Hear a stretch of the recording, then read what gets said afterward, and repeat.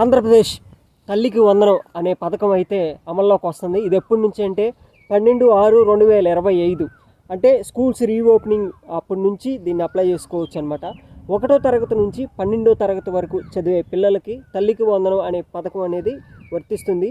అయితే గవర్నమెంట్ ఆధారిత స్కూల్స్ అయితే గవర్నమెంట్ యొక్క గుర్తింపు ఉన్న స్కూల్స్కు మాత్రమే తల్లికి వందనం అనే పథకం అయితే వస్తుందన్నమాట.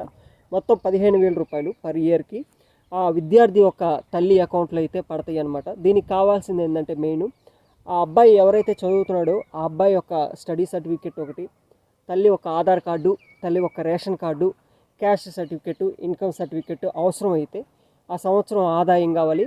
అలాగే హాజర్ది ఒకటి ఏదో ఒకటి సర్టిఫికెట్ లాంటిది కావాలి. ఇంకోటి ఏంటంటే 75% ఆ పిల్లవాడికి అటెండెన్స్ ఉండాలి. అప్పుడే ఎలిజిబిలిటీ ఉండిద్ది అనమాట తల్లికి వందనం పథకం కింద. మొత్తం మీకు అర్థమైంది కదా, మొత్తం క్లియర్గా చెప్పాను.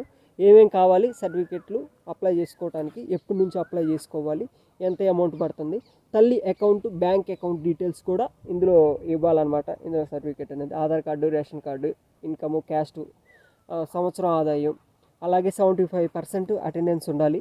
ప్రభుత్వ గుర్తింపు పొందినటువంటి స్కూల్స్లో చదివే పిల్లలకి 1వ తరగతి నుంచి అది ఇంటర్ వరకు 12th వరకు ఆ చదివే పిల్లల తల్లికి వందనం అనే పథకం అయితే వస్తుందన్నమాట.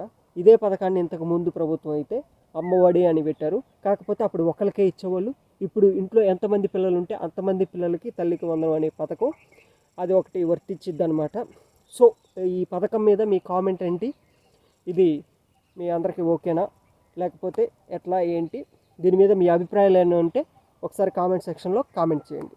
Thank you.